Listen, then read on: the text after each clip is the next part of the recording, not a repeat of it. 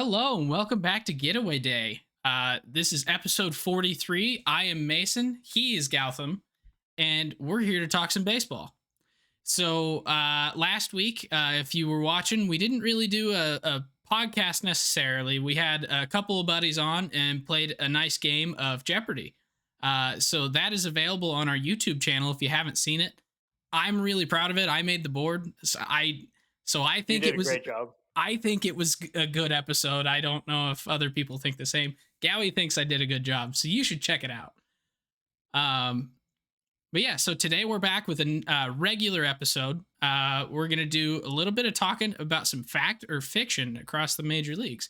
But first, how are you doing today, Gowie? How was your weekend? The beginning I of this watched week. some miserable NFL playoff games. Maybe a taste of what watered down MLB playoff baseball could be with an expanded playoffs. Hopefully not, but Oh, this I'm is doing good. expanded football playoffs now, isn't it? They are, yeah, Oh, I forgot about that because it's now what 7 teams per conference instead of 6. yeah. So 14 out of 32 teams make the playoffs, which would be similar to like a 14 out of 30 if they expanded the playoffs in baseball. Yeah, not a fan of that. So, Oh, but the Rams but won in a big fashion, and the Rams will now be moving on to play Tampa Bay this week. So it should be a good time. But pretty much, if the Rams make it to the Super Bowl, they will have played rematches against some of the or like rematches of like the best games they played this year, because they would have to most likely go through Green Bay, and if not Green Bay, then San Francisco, which also really good games, Tampa, the Cardinals, which they played one really close game and then one that was kind of just a blowout, and then they blew them out this week. But anyway, too we're much here. football talk. Yeah, I was going to say we're here to talk baseball. So let me get back on track. So before we get into our main topic, we actually have some baseball news. Not the type that you might be expecting, but the Sugarland Skeeters are announcing a new name and mascot and logo on January 29th. There has been some reports that that name is going to be the Sugarland Space Cowboys, to stick with the whole spaceman theme for the Astros. So the Space Cowboys.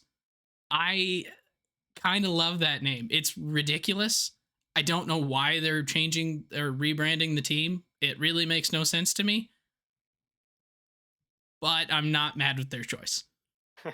Yeah, I mean, I feel like that name could bring in some more fans, and why not? I, Like it's for fun. I don't know why minor league baseball doesn't do that more. Like come up with weird names. Because I mean, like the Trash Pandas, I know nothing about them, and I bought a shirt because I just thought it was funny, and I loved it. Yeah, And then the Cedar Rapids Kernels, I got my hat from that. It's just an interesting hat, and um, so yeah, I think if minor league clubs did that more, people um, might actually follow them a little bit more. I'm trying to think what Beloit. So the Beloit Snappers took a new name, and it's like the Sky Carp, I think. So their huh? mascot is a Canadian goose, but they're the Oh, Sky Carp. okay. Since they're in the Marlin system, they went with That's fish, gonna take but me some time to decipher. yeah, I mean, there's just so freaking many of them in the sky. They're like Asian carp, so makes sense if you think about it, but most people don't really want to think about it that much. Um, but yeah, so if the Cubs were to rebrand a team name, what would you want them to be called? Uh, ooh, that's a tough one. Uh, I'm thinking the Iowa Teddy Titans. Teddy Titans. Yeah, Not bad. Yeah, I like it. because it's teddy bears. It kind of fits with the theme, but it's just completely stupid and random. Yeah. The Cardinals would have to be the Angry Birds, I think, and then they just like license Little the Angry sponsor Birds. uh, opportunity. Yeah. Exactly. So I think we could go through and do an entire episode on just renaming teams. What do you think? If the lockout goes any longer, we might have to. You heard it here first, folks. 2 weeks from now, we will be doing renaming the minor league teams. No, but speaking of minor league teams, though, there's actually 4 teams that were all bought out by. Now I can't think of what the acronym stands for. BME, which was, what was it, like Bryson Miller or something. Let's see. It was. Oh, and now it's not coming up. Fantastic. But yeah, so but basically this company named BME bought I think the Iowa Cubs, the Memphis Redbirds, whatever the AAA for the Yankees is, and then I think maybe the AAA for the Red Sox. They bought all 4 of those. And they also have a branch of their company that does sports agency. So we're now starting to see some stories that the MLBPA is not very happy with BME for buying out all these minor league clubs, because now these agents that represent quite a few major league players, they have a vested interest in professional ball clubs, which is specifically against the union. So there's possibly going to be some agents that lose their certifications if they don't separate themselves from BME. One of those just happened to be Carlos Correa's agent. In another story this week, Carlos Correa just signed a new agent, Scott Boras. So a lot of stuff going on there. One.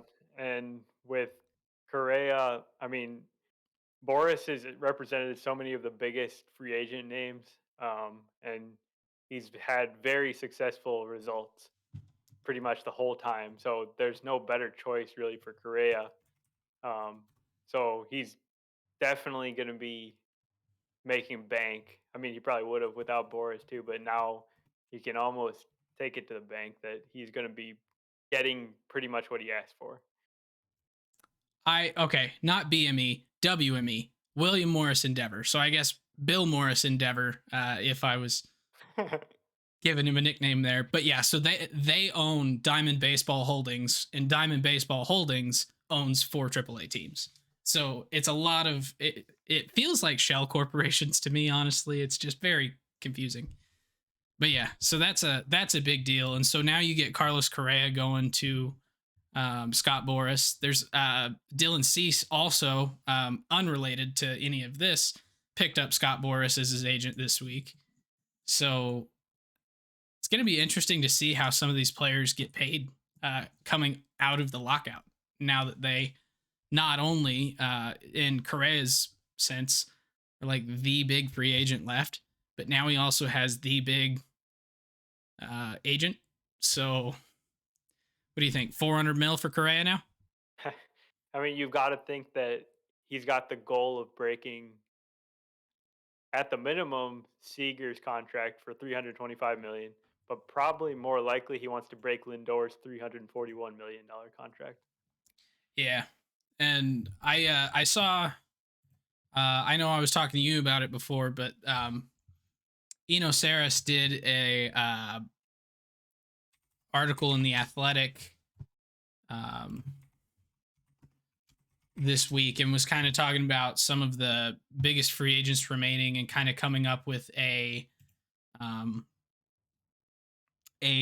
crowdsourced value for these free agents, and trying to find the best value free agents left.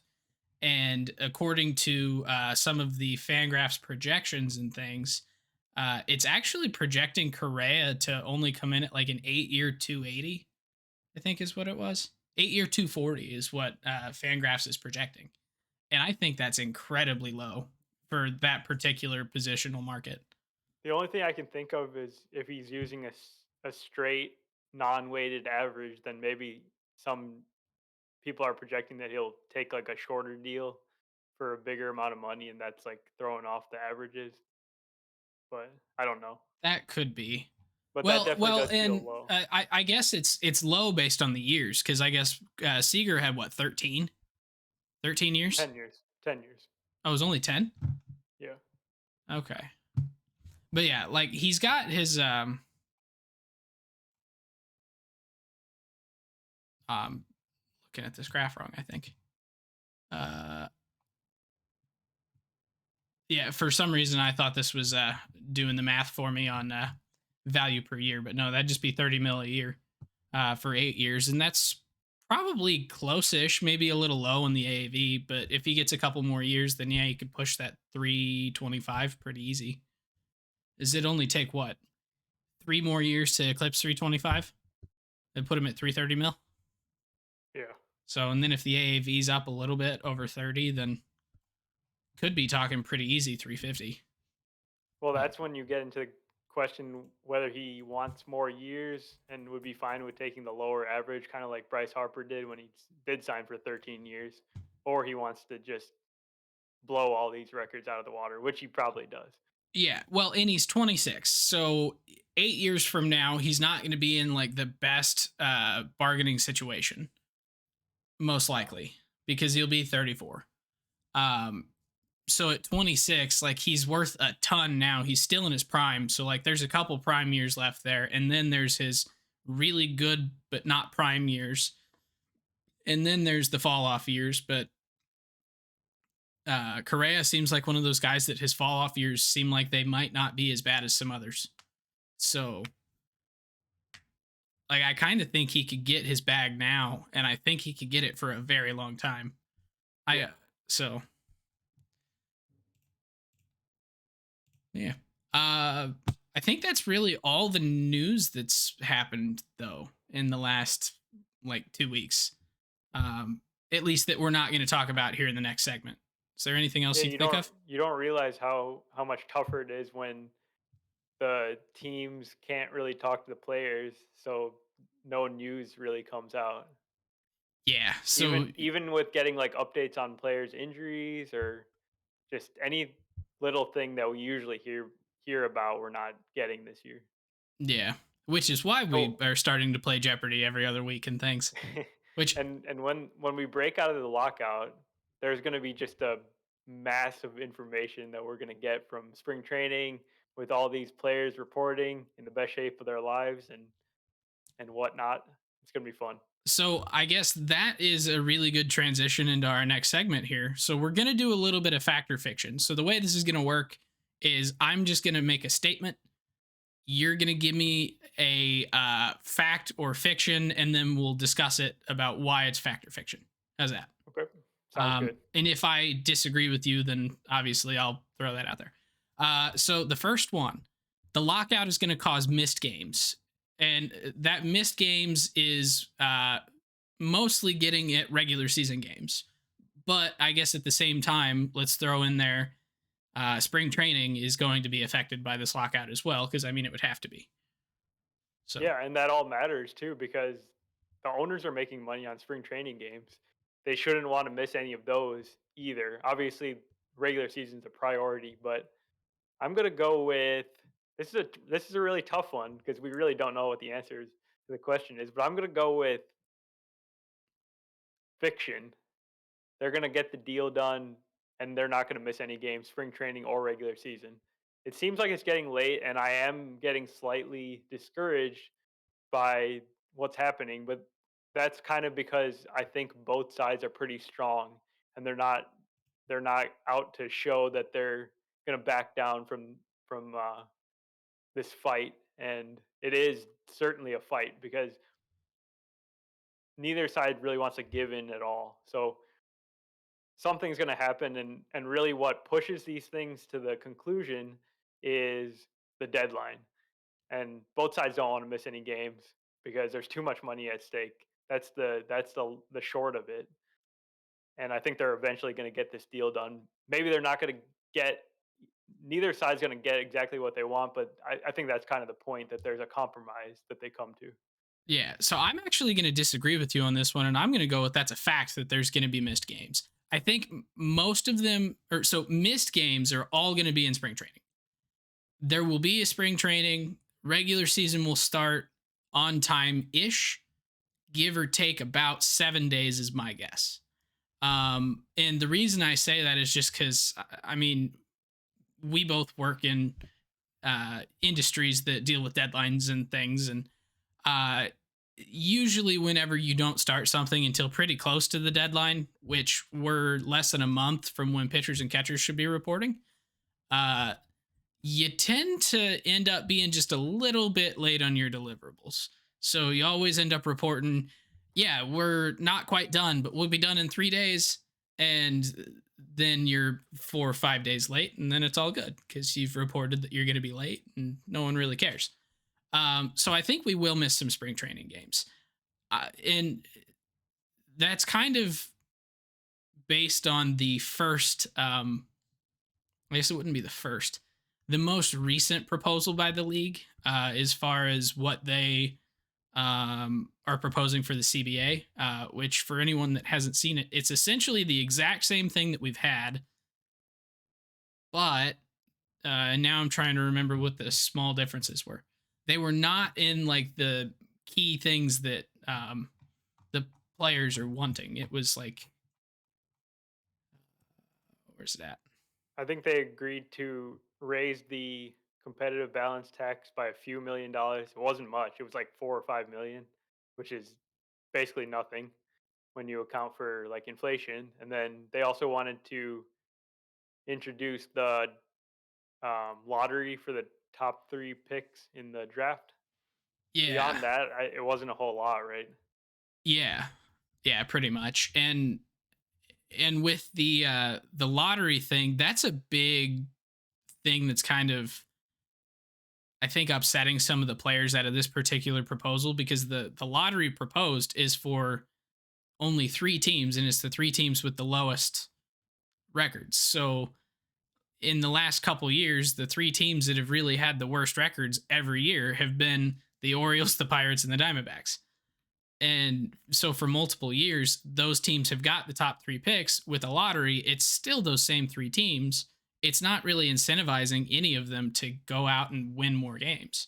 It's just, are we going to get the first guy, or are we going to get the third guy? And our guy's probably still going to be there. So it's not really that big of a difference. And so I think the owners are proposing that as a make it look like we're trying to change things, um, but keeping the status quo nonetheless. Yeah, So but I'm not really sure that this is one of those things that's gonna really progress in a way that makes sense logically. It just feels like something that's going to all come together at one time and be solved. So we may not see the progress really. The fact that they're actually meeting in January, I actually am taking as kind of a positive, because earlier on they were saying like, oh, they're not even going to speak until right before spring training. So the fact that they've kind of got the ball rolling, that is a good thing in my eyes. yeah, yeah, agreed. But I just know that there's a lot of legalese that has to be worked out. And so even if they get the main structure agreed to, I mean, we see how long it takes between when like Jeff Passan says this player is signing with this club and when it actually gets processed and that happens. It's like a full week in between that. And that's on a single item for a single player that's pretty well um it, those contracts have been written forever. So like a majority of it is copy paste. And then you change this, that, this, put his name at the bottom here. This is the number you write here. And there's sometimes some oddities, but it's pretty standard. The CBA is not really that standard It's not because standard, but the people I'm not really pushing back on you. I just want to present the other side of it. The guys that are putting together the CBA, they know exactly what they're doing. Manfred has worked on the last 4 or 5 different CBAs that I think it was 5 because he was the 94-95 strike. He was the main guy there that got him out of it. yeah, and he's been part of all those negotiations since then. Yep. So As the lead negotiator 20 for all of them. 25 plus years of that. It's like if they want to make this happen, they can do it, and they can do it in a timely fashion, I believe. And they will. I hope. Yeah. I'm being really I optimistic I about it. really hope I'm wrong, but Yeah. I've learned to hope that I'm wrong, but expect that I'm right. I know. when it Yeah, comes to being negative like that, which is very it's unfortunate. But yeah, with the way that things have been in baseball recently, I definitely understand that, and I'm right there with you. so if I were in the negotiations here and I were just looking at kind of what the fans are saying, fans are never really that interested in labor negotiations. They in any sport. Like I've never once paid attention to the NFLPA negotiations with the NFL or the NBA, whatever the NBA Players Association is called. It's not NBAPA. It's something It's else. NBPA. That Yeah. NBPA. I've never paid attention to those. This is the first time I've ever paid attention to one, and it's in the public's eye big time because of the last 2 years of back and forth between the union and the league and it affecting games. So you would think in this particular instance, they would try and leak more. Hey, we're working together. Hey, we've been meeting here and there, and something actually happened because fans are paying attention and fans are pissed right now. Like, Yeah, PR is not MLB's strong suit. The fact that Manfred's the commissioner in the first place just kind of tells you all you need to know. The guy is not charismatic in any way, really. He doesn't really care what people think. what I do you guess that's mean? a He has as much charisma as my left kneecap. yeah. I mean, the guy's clearly a skilled and very intelligent person, probably a great lawyer and everything, but he's not really he doesn't get any sympathy from the fans, and this is just making him look a lot worse, especially if he's not able to get this done before the season. Well, and I agree with you. And like, at least like in the NFL, Roger Goodell, everyone hates him. They think he's awful. But he at least has fun with people hating him. And so like he'll come out at the draft and want the booze Yeah, and it's things like like part of that. his And shtick, you know? yeah, Yeah. and then Rob Manfred's over here making sure that Ken Rosenthal gets fired for being critical of him. Oh It's man, it's yeah. like that's two completely different things. So I don't know. Like if you think back about it and realize that Bud Selig was more charismatic than somebody in the world, that's kind of sad. Yeah, it is. And So you just made mention of Ken Rosenthal. He wrote that piece in the Athletic today, kind of giving his take on the situation as it stands right now. And he mentioned the owners potentially being fed up with Manfred if things don't go right. So that'd be really interesting if this might end up leading to the exit of Manfred, who's been in that position as commissioner for about 7 years now. I don't know. I think his contract goes for like 3 more years or something. But through 24, I think. yeah, So I think it's 10-year terms essentially. okay, yeah. So that'll be really fascinating stuff if that were to come to fruition. I don't know if it would, but maybe. Yeah, so he's getting paid $11 million a year right now with annual raises built in through 2024. So he's getting more and more expensive to employ as a scapegoat for everything that the owners do wrong. And if he doesn't negotiate this in a way that keeps the status quo exactly where it is, he's going to get fired, essentially. And that's the other thing that we have talked about on this podcast before, that Manfred is working specifically for the owners, and they kind of like him for it. So Yeah. probably nothing's going to happen. No, unless there are certain concessions that they have to make in this negotiation to get the players to agree, which that will happen. That's how labor negotiations work. It's Except always for the a, last one, right? well, That's another point.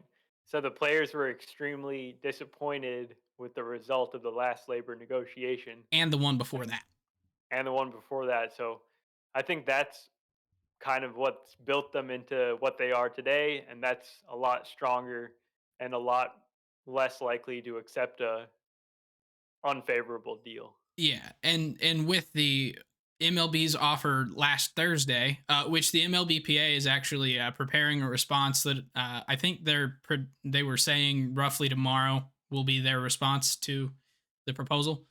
Um, But the most recent proposal by the MLB is essentially keeping everything the exact same with those two minor changes, and that's what the league wants. They don't want to give up anything. They don't want to increase the luxury tax. They don't want to introduce a salary floor. They don't want to raise the minimum salary of players. Although that one I think is probably the most likely to happen that they would be willing to do. Um, they want it to stay the same. They want expanded playoffs. That's what they want. And anything less is a failure in their eyes of Rob Manfred to keep everything the way that it is where they're making a lot of money. So I kind of I could realistically see pretty much no matter how this goes, Manfred being out before the end of his term. Yeah, we will see. Because I mean, Jerry Reinsdorf is not a big fan of Rob Manfred for a couple of things that have happened there in the last couple of years with um, some of the proposals and things that he wants for ownership, and then you have the other smaller market teams that want different things, and so he's got like two or three different groups of ownerships that he's trying to negotiate for as well. So it's not as straightforward for him either. Like he's got three or four different groups, just like Tony Clark has three or four, well, one or two pitchers, hitters, old players, young players, I guess. So four. But yeah, it's a really complicated situation. I think that was probably a long enough rant on that particular thing. Sticking with the CBA though, based on what we've just discussed, is the CBA going to include, or the CBA will not include any rule changes at all? Fact or fiction? That is a fact, and I'm pretty confident about that one because the rule changes, I mean, they're really just not part of the negotiation. That's what's been reported. The one thing that could be a rule change is the designated hitter being implemented in the National League. That one seems like the most likely. But if these negotiations stay so bitter, you could see something like this being left out, kind of like how it was left out um, for the 20. They couldn't even come to the agreement for the 2021 season to have the DH universally. So Yeah, which I caused us I to don't have a know. weird 2020 half season randomly with the DH in both leagues, and then it went away again. Yeah, 2020 just messes with statistics in general for baseball history. Yeah, I don't know. But yeah, I completely agree with you on that one. I do think that the DH will be instituted next year. Both sides want it. Both sides, I think, would like to use it as a negotiating tool. But because both sides want it, it's not a negotiating tool. It's just something that Yeah, should there's be no written real down. leverage there because Yeah, there's both sides agree on that. That's like the one thing that they both really want. It adds more jobs for designated hitter type players, and it's just better for the game in general. Not sure if that's really a priority of MLB, even though it should be. But okay. So from a PR standpoint, then, if it's not going to be incorporated in the CBA and it's not really a good bargaining chip for either side because it's wanted by both, shouldn't they just go and like agree to add universal DH, write that down somewhere, sign it on both dotted lines, give that to the public and say, see, we can work together and try and get some fans back in the mindset of, oh my God, this might actually happen? uh, Theoretically, this is not going to happen because they're dumb. they're dumb and they hate each other, so it's kind of like unlikely that that would happen. But that seems like it would be a good thing to offer up to the public as a way of saying, "Hey, we uh, we can work together and we're making progress here." Yeah, we realize that we don't give a damn what you think because you're fans and you just give us all the money that we make. Uh, but I suppose we'll give you a thing to make you happy so that you don't all start watching the XFL instead. Things like that. Yeah, That and would be nice. so branching off the rule changes thing, and kind of wanted to tie it to the support of fans. So if this lockout continues, I think it's safe to say that baseball is going to lose some followers, and that's that's ultimately a big deal beyond like the lost money and everything because that's pretty obvious. But they're actually going to lose viewership, and some of those fans are never going to come back. Yeah, and baseball's already been in kind of a weird lull where the older fans have either been not really aging out, but literally dying out. Younger fans haven't really been that into baseball. The last couple of years has been, I think, really good for baseball. The way that like guys like Fernando and Ronald and Shohei and Vladdy, uh, them being kind of these young, really good, but ultimately pop culture guys, guys that just people know across sports, has been really good for the league and has brought in some people that didn't really like baseball before. And if this continues to uh, push toward delaying the season, those fans are going to be the first ones to go, and they're not coming back. Guys like us, like, we can hate the league as much as we want, but I mean, it's like a abusive relationship. It's kind of hard to get out of. They've hooked us for life. We're not going anywhere, unfortunately. Well, Yep. fortunately, Well, and one of you're a those. Cubs fan, so you're probably the most likely to stick around. Yeah, But yep.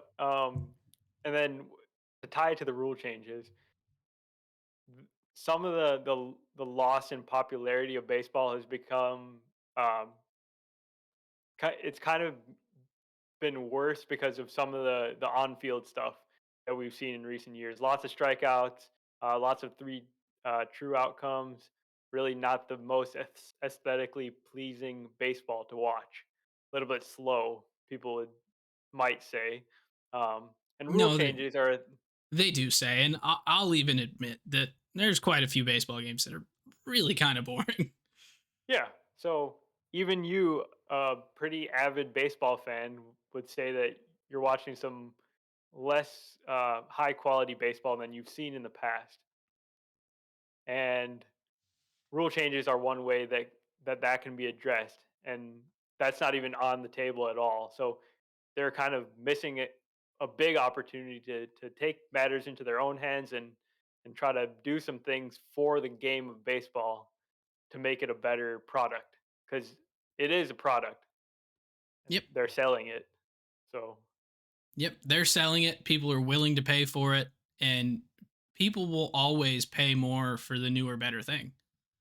So if they think about it that way, like, if you make the iPhone, if they were still making an iPhone 3GS, people are not really going to be buying it. They're going to want to go get something that's similar but improved and newer and better. So that's why they keep making the 4, the 5, the 6, the 7, the 8, the 10. Now what are they at, the 13 on the I iPhone? think so. I And think that's right. we're still at MLB 3GS. Yeah. Yeah, and it's 3GS that has a battery life of about 10 minutes. Like, it's Yeah. not even like a mint condition, factory But it condition. but it has so many potential amazing things about it. It has your Acuñas and it has your Sotos. They're all part of the processing power there, but they're not leveraging it to their advantage, and they're not able to market those stars and make the game the best it can possibly be. I actually really like my old iPhone comparison here, because it's kind of the same thing. Like, if you think about it, the 3GS at the time was cutting edge. It had a lot of really good features, and then those features being added to and improved upon is how they get their next iterations. Baseball is still stuck in that 3GS. It's got a lot of really good stuff and just a bunch of junk, or a bunch of stuff that now is junk because it's old and outdated. So I'm going to start using that metaphor a lot more often. So, Yeah, I like it. Good stuff. all right. Anything else in the CBA or rules? I think we can talk about it all day, but let's move ahead. All right. Something a little bit more fun, labor. Uh, the Yankees and Angels are not pursuing a top shortstop once free agency resumes. Fact or fiction? This is this has got to be fiction. I mean, this is kind of two separate questions. So do you want to talk Yeah, Angels or so Yankees first? okay, let's do it this way. Let's start with the Yankees. I think the Yankees is fiction. The Yankees are 100% going after a top shortstop. Yeah, I agree completely. I mean, we've seen Gleyber Torres play shortstop. It's not the best thing to watch. He's really not that great there. He seems uncomfortable in general. Much better as a second baseman. And beyond him, I mean, you really don't want to be stuck with Gio Urshela playing shortstop. He can do it in a pinch, but he's not a guy you want to put out there every day. He's going to get hurt, and he's really not what you're looking for. They've got to be in on either Trevor Story or Carlos Correa as Well, their long-term solution. yeah, and the biggest thing that points at that to me is the fact that they've done nothing this offseason so far. Granted, they Yeah, didn't have a whole lot of time, but it's the Yankees. There were a lot of guys that went off the board that were pretty uh, high value guys to a club like the Yankees. And the one move that they've made is signing Jose Peraza to a bench spot. yikes. Yeah, the Jose Yank Peraza can play shortstop. he can. That's a thing. That's He's definitely I mean, capable of standing in the hey, I location. want to go back to something you just said though. They're the Yankees. Can we really say that anymore though? Have they really been big spenders in free agency I mean, for a few years now? not necessarily, but they always have that ability to.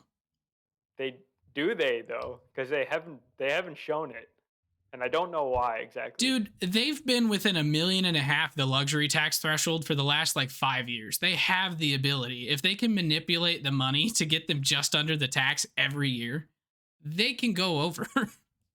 And if the luxury tax threshold goes up, I would expect them to. I mean, they're going Yeah, to want to be right there at that level. yeah, you're And right. I mean, uh, I am totally skipping over the major signing of Garrett Cole, but whatever. And then they did trade I, for Stanton, who Garrett who? signed through like Garrett Cole. Heard I of him? does not compute. Is he like a Oh, low level reliever or something? yeah, Yeah. he's something like that.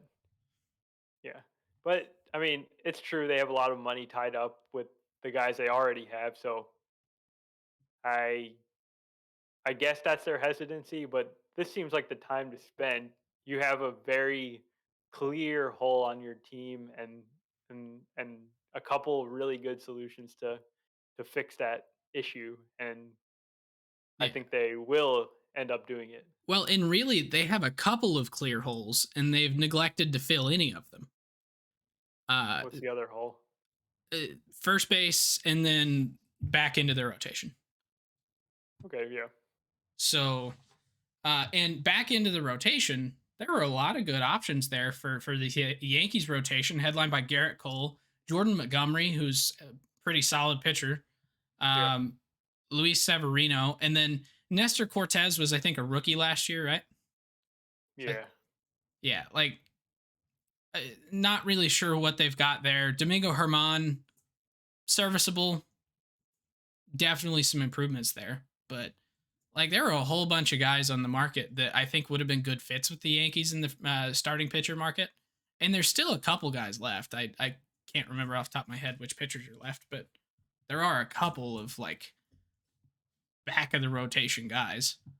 Yeah, I Um, will point out that they also have Jamison Tyon, who's oh, that's a good recovering point. from an injury. And they also got like some other minor leaguers that could potentially play a role at that back end of the rotation, like Is Luis Tyone going to Seal. be is He is he Tyone he going to be may ready? miss he may miss the beginning of the season. Okay. Yeah, Yeah, and then the Yankees do have younger guys like Davy Garcia yeah, that could definitely come up and pitch out of the rotation and could be amazing. I have no idea honestly, but moral of the story is the Yankees have made one move this offseason.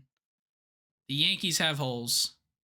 They're not going to sit around the entire offseason and go into the season with the same roster they've got now. They're planning on something, and I'm guessing they're planning on Correa or Seager or Correa or Story. yeah. I I suppose they would could have to swing a be with trade you. for Seager, but that would be pretty bonkers right now. But all right, To so move over the Angels side of it though, yeah, so their the situation at shortstop maybe even more bleak than the Yankees. Who do they even have penciled in right now Tyler Ward as their or Taylor Ward? Tyler Ward. Taylor Ward? Yeah. Really? He's their He's shortstop? penciled in as their shortstop. Tyler Wade. Ty, Tyler Wade is their oh, shortstop, yeah. Taylor who's Ward's also on the Angels, I believe. who's Taylor Ward then? Like what position is he? He's an outfielder. That's why I was a bit confused. Oh, I don't know But what I'm anyways, talking about. oh, Clearly, Tyler Wade, who actually came from the Yankees. So he's going to be on this team for sure, but yikes. Like, yeah. that I is not think what you want. I think we were actually talking about. I think I specifically said that in the last episode with the Tyler Wade was going to be the starting shortstop, and I went, Yeah, ugh. But right. no, Yeah. they're in dire need of a shortstop or a second baseman or really really both of those at the same time, but they're not going to fill both. Yeah, and I just this has shades of 2019 all over it because we've talked about it every year. Angels always need starting pitching. They did get Syndergaard. We were kind of on opposite sides of whether we thought that was a good signing or not. Whatever. They didn't get one of the 5-year guys. They didn't get Robbie Ray. They didn't get Kevin Gosman. They didn't get who's the third guy. They didn't get Stroman. They didn't go out and get an established pitcher on a long-term deal.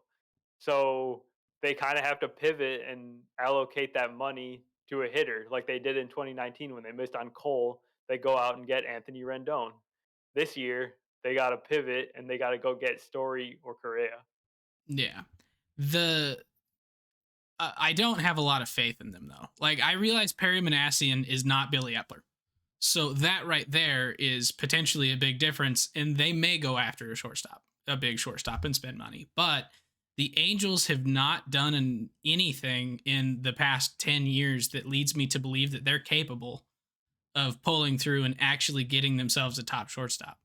So I'm actually kind of tempted to say fact that they're not going to get one. Okay. They Yeah. they should. I 100% think they should, but They I have shown don't a have willingness faith. to spend though. Their investments haven't been the greatest, but Well, they that's were the able other to thing. get Rendon. They were able to get Pujols and some other big name free agents. It's just they seem to I get would them at almost say the Pujols is a different situation though, because if you think of where the team was at the time, it's kind of complete 180 as of now. Because like at the time, they really didn't have a whole lot going for him, did they? He was like the first guy, and they were going to build around him. Now, like they have a core, and they need to yeah. fill I mean, holes. yeah. Obviously, they have Trout and Otani to build around, but Yeah, and then they've they're got. kind of in the. You could also make the argument that they're kind of in the same spot that they were then. They're still not a playoff team.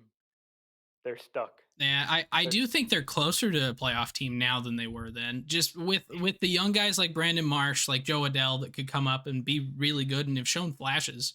At least Brandon Marsh has shown flashes at the big league level. Jared Walsh. We know what Anthony Rendon can do when he's healthy. yeah. So I fully expect him to be better this year. So like that team could be a playoff team if they could figure out those two positions that they always seem to not know how to fix. Like Yep. Andrelton Simmons was really good for them at shortstop for a while. Yeah. And He was. then he left, and now they never filled that hole ever with anybody. Like, I don't know. But with as long as that shortstop hole has been there, I just don't have a lot of faith. So, and I think we've torn into the Angels on this podcast before as well. Didn't we do a full episode on them? We sure did. Yep. So maybe it's just that carrying over to me. Glad we didn't put anything about the Rockies on here. You All want to right. skip the next one and just go straight to the Brewers? Yep, let's do it. So the Brewers offense is better than the 21 Brewers offense. So Ooh, this Brewers that is- offense in 2022 is looking like it's going to line up to be Colton Wong, Willie Adames, Christian Yelich, Hunter Renfroe, Rowdy Tellez, Luis Arias, Omar Narvaez, Lorenzo Cain, and if there's a DH, Tyrone Taylor. So the difference is I'm gonna there. take over the end I'm of gonna take last year. fact. Fact? Fact on this one because the offensive side for the Brewers is really kind of their downfall in the playoffs. They kind of just weren't able to get it done against the Braves in that playoff series. We all know they have great starting pitching. They have a great bullpen. It's always been about whether the offenses can kind of hold up their end of the bargain. And I see a lot of reasons to believe that this offense is going to be a bit better than it was last year. Maybe not amazing. They haven't made a whole bunch of additions. They did lose Eduardo Escobar. They lost Avisel Garcia. So they're down those guys. But I think the addition of Hunter Renfro, who quietly had a very good season in Boston, he hit 31 home runs, hit 259. Um, he's a guy that clearly has a lot of power. That's going to also play very well in uh, what was formerly known as Miller Park. What is And currently known as Miller Park in Mason's eyes? yeah, uh, he's a guy that's going to get a ton of playing time with this Brewers team because the outfield's not really their strongest part of their team, but I think he can basically make up the production that they got from Garcia last year. Yeah, and Renfro is kind of built for Miller Park. Like Miller Park is a hitter friendly park. He's a righty, so left field is usually harder in certain parks. And Miller Park, he's not going to have a problem launching that thing onto the slide. Bernie Yeah, Brewer's Bernie's going to be worn out this Bernie's year. going to be dodging the baseball at the top of the slide by going down the slide. And yeah, his backside's going to be maybe a little burnt by the end of the year Yeah. by Renfro. Yeah, they're Um, gonna have to keep replacing his shirts because they're just gonna keep being all torn up. But yeah, but other than that though, like there's not really been a whole lot of additions to this club, but I do see there being some positive regression by some of these players. Guys like Christian Yelich. I'm still unclear like how good he could be, but we know how good he can be. We've seen I what he can be. I'm unclear of how good he can be post giant knee injury that was kind of the last time he was good. Right. So that's a big question. We know he has the talent to do it. Maybe he got healthy over the offseason. Maybe he's going to come back and become the Christian Yelich that we've seen in the past. I really hope that that is the case. I love Christian Yelich. Baseball is better when Christian Yelich is pushing 40-40 Absolutely, yeah, or 40-30 or whatever it was. But, yeah. And then a um couple other guys they added last season mid-season. So Willie Adamas, who completely uh, sparked that team, he was by far their best offensive player after he got traded. We know about his vision issues in the Trop, where he said he couldn't see the ball really. He got traded to Miller Park, started raking immediately. So I like to see him in a full season in Miller Park. He dealt with a bunch of injuries down the stretch. I think he is just up and coming. Maybe he's going to be talked about as one of the top 10 shortstops in baseball by the end of the year or something.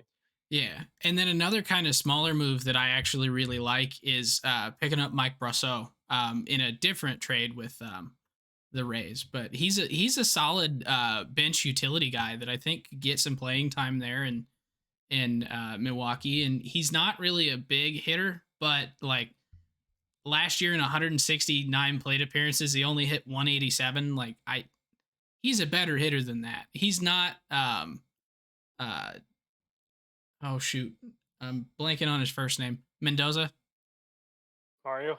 Yeah, he's not Mario Mendoza. He can hit over 187. Um, so we'll see what happens with him, but I do think that he's a guy that could be a good bench player for them, key pinch hitter, and um, could help their offense a bit. And you know who is a big hitter? Rowdy Tellez. Oh, you're talking big Who? in two ways. Oh yeah, All right. this guy can mash. He never really had real opportunity in Toronto. They were pretty crowded. If you don't know, they're a pretty good team. Um, I think he's going to probably take on at least a big side of the platoon with Milwaukee at first base. And yeah, we'll see what Rowdy can do. Yeah, I mean, if you think about it, he got really kind of screwed just situationally up in Tampa because he was a rookie the same season as Vladdy, the same season as Toronto, Cavan. Um, what did I say? Tampa. You're thinking Brusso. I was definitely thinking Toronto. I just Yeah, said the wrong thing. yeah. But yeah, he was in the same rookie class for the same team as Vladdy and Cavan the year before Bo Bichette. And then that outfield, like he can't play in the outfield. He has to have an infield spot. Or DH. And with DH, like Reese McGuire was in that rookie class as well, which I don't think is he the backup catcher now? Like I don't know where They've he's got at, like I three. guess. They've got like three catchers now. They've got Jansen, McGuire, and Kirk. Oh, Reese McGuire did get into a little bit of a legal situation. Um indecent exposure, I think. Um but yeah, and so like he kind of didn't really have a spot because then you add in Teoscar and Lourdes and Randall Gritchick, and the team is full. And Rowdy's a good player, but you're not gonna sit Vladdy in favor of Rowdy. Like that's just Yeah. never gonna happen. So him moving over here to Milwaukee is probably the best thing for his career, and I could see him taking off this year.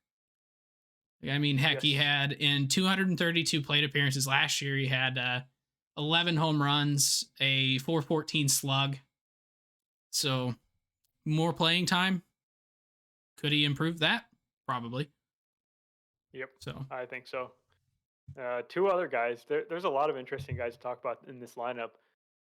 Colton Wong, who played really well when he was actually healthy with the Brewers last year. Um, Good batting average and actually showed more power than he had in a while. So if he can keep those hamstrings healthy all year, that's a good guy to have at the top of your lineup. yeah, the one hole for me that I'm seeing on this lineup, say one, potentially one and a half, is Lorenzo Cain, and that's not a knock on Lorenzo Cain. He's been an amazing player for a very long time. He hit the aging curve pretty hard in the last about year and a half, 2 years. And so for me to say this Brewers team is definitely going to be better than 21, they need to go out and they need to get another outfielder. And I think Tommy Pham is that guy. Yeah, that makes a lot of sense. Uh, yeah, I like it.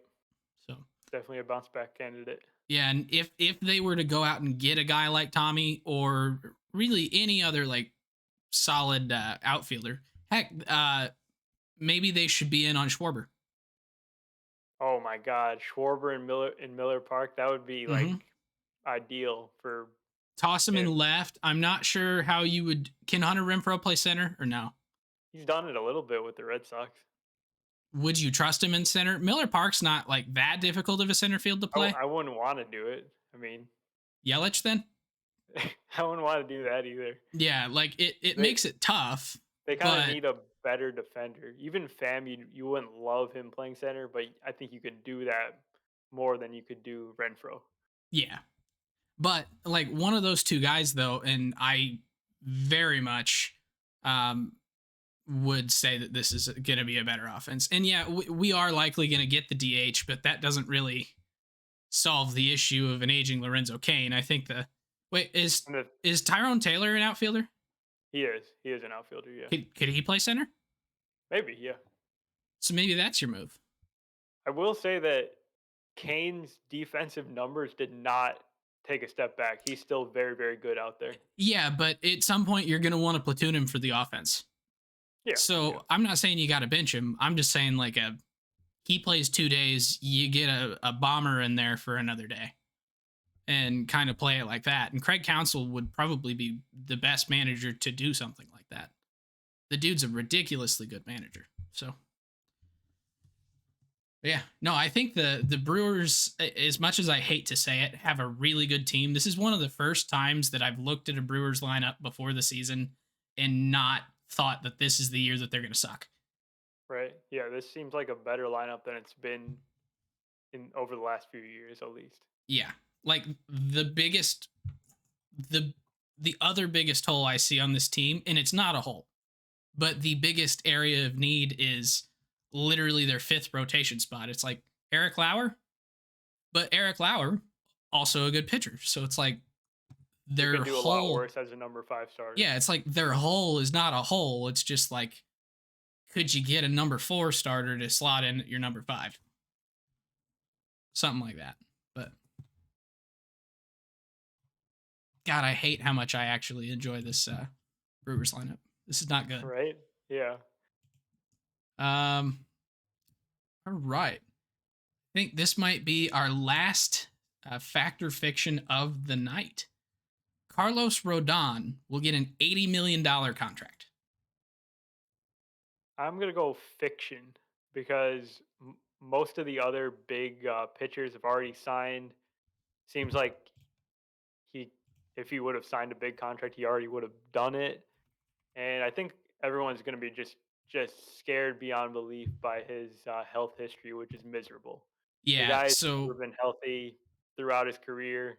I think you mentioned he had pitched like his first 2 seasons in the big leagues, 2015 and 2016, he made his most starts he's ever made. Since then, it's just been very tough for him. yep. So in 2015, he started 23 games but played in 26 and pitched 139 innings. 2016, started 28 games, 165 innings, the most of his career. 2021 was the third most innings he's pitched in 24 starts at 132.2. So he's not been a very healthy player for any of his career. The reason, a little bit of background on where I got that $80 million number, that same article from Saris, where he was just trying to do kind of a salary prediction based on some crowdsourced stats from Fangraphs and everything, has Carlos Rodon at a 4-year, $76 million contract as the estimated value for him. But I'm right there with you, Gautam. I think it's fiction, and I think it's fiction because of health. I think if he can pitch one more year and prove that he can stay healthy, which he really didn't stay healthy last year. He just stayed healthy longer last year. Yeah. And I think he has to have one more year of 25 or more starts in a row, and then we could be talking a 3-year deal for him. Yeah, because I was just thinking that all the guys that signed the big contracts as pitchers, they've been fairly durable guys, like your Kevin Gosman, your Marcus Stroman, and your Robbie Ray. They haven't always been. I mean, was not always good, but he was usually out there, and kind of being available. That's a skill, especially as a pitcher, and that is a skill that Rodon does not have, even though he could arguably be better than any of the other 3 guys I just named, skill wise.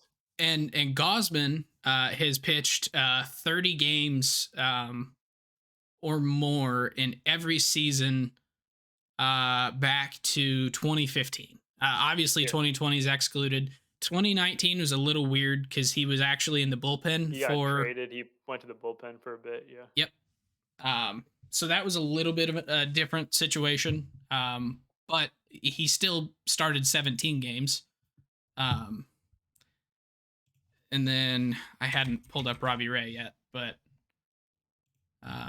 Robbie Ray has started 32 and 21, 33 and 19. He did actually have some injuries in 2018. He pitched started 24, 28 and 17, 32 and 16. So like he's been a pretty durable guy. He's going to miss a couple starts here and there, but every pitcher is. But yeah, with Rodon, like he had a great season this year. Don't get me wrong, but he's not a 4-year, $19 million a year guy. I don't think any I'm team's curious if he'll be able to get a very high AAV 1-year deal to prove it. Maybe like 25 million for 1 year. I could see that. And honestly, Angels should do it. So they're gonna take on super risky guy to go with returning from TJ Syndergaard. I mean, they're both gonna get hurt at some point in the season. They always do. So just get them both and hope that they alternate. Yeah. But no, I guess you're probably right. Maybe they're not the team to do it. But I do realistically think he could get 25 mil for 1 year. But I think he's going to have to do a prove it deal before he gets anywhere more than a 2 year. So he's a good young pitcher. He's still only 28, but just he's got to show that he can stay healthy before anyone's going to put any sort of guaranteed money on him. So, let's see. I think that is all we've got in the fact or fiction today. So, any closing thoughts on anything that we've discussed here? Patrick Sandoval. Keep an eye on him. I feel like he's actually good. All right. Yeah, I think we've kind of been not publicly on the pod here, but you and I have been talking about Patrick Sandoval for like 2 years now. I feel like Maybe. but yeah, so that's all we've got for tonight. Next week, we're actually going to do another Jeopardy game. So if you enjoyed the last one, definitely come back and join us this next time. If you haven't watched the last one, go check it out. It's on our YouTube channel. This next one is actually being created by Matthew's dad. So I will get to play against Matthew and Gautam and see who knows the most about what I assume is going to be mostly baseball history, but I honestly don't know. He's not told us what any of the categories are going to be, but it should be fun. So that'll be next Wednesday at 8:30 p.m. Eastern time, our normal recording time. It's only going to be posted to our YouTube though. So definitely go look for it there. And then if you enjoy our podcast, please subscribe on your favorite podcasting app or on YouTube to make sure you don't miss any future episodes. Let us know through the YouTube comments or leaving a review on Apple Podcasts or by reaching out to us at Facebook or Twitter at Getaway Day Pod and let us know your thoughts on the podcast. If you think that we're completely wrong on any of our fact or fiction, let us know. We want to hear your thoughts. Yeah, I think that is it for tonight, and we will be back with a regular episode in 2 weeks. So thank you very much, and have a great evening.